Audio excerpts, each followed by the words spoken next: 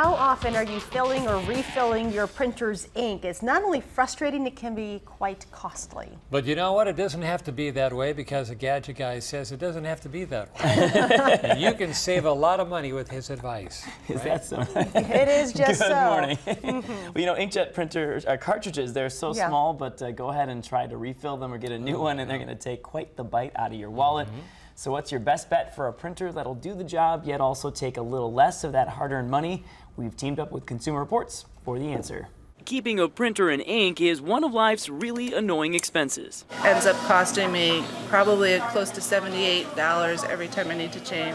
You may not realize it, but printer ink is one of the most expensive liquids you can buy. In fact, ounce for ounce, it can cost more than a bottle of fine champagne. So when Consumer Reports readers complained their printer ink seemed to be disappearing, testers got on the case. Ink is used as the printer prepares to print after not being used for a while. So if you print infrequently, that could mean more ink used for maintenance chores like cleaning the print heads. Consumer Reports designed a special test to see how much ink was actually making it onto the page. Testers printed 30 pages of text or color graphics intermittently over a 3-week period. Some printers were much less efficient with ink. The worst offenders used as much as $120 a year in ink that never gets used to print anything. They're the HP OfficeJet Pro 8600 and the Lexmark Office Edge Pro 4000.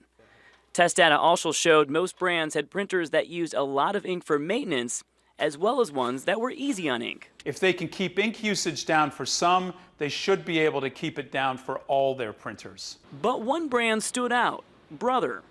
All 3 of the Brother printers tested were frugal with ink at startup.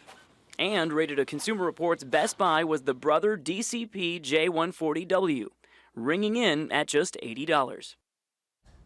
Kind of frustrating, isn't it? It When is. you don't use that ink and it still costs you. Well, if you're in the market for a new printer or maybe you've just bought one, there are some things you can actually do to save money on ink. First, you want to try to lump those print jobs so that when you print, you're printing everything at once rather than spreading it out over a few days. Leaving your printer alone actually requires it to use more ink to start back up. That is my problem. Yeah. Also, you'll want to leave your printer on between jobs. While it may seem like an energy waster at the time, the small amount of power used in standby actually is going to cost you much less than the excess ink the printer uses to fire back up. And you can learn more about Consumer Reports' Big Ink investigation by visiting channel3000.com. But yeah, nobody wants to spend $50 to go fill up this little guy. You dread it. Yeah, you know, exactly. you're like, if you look at the price, you're like, all right. Okay, Steve, thank you. You're welcome.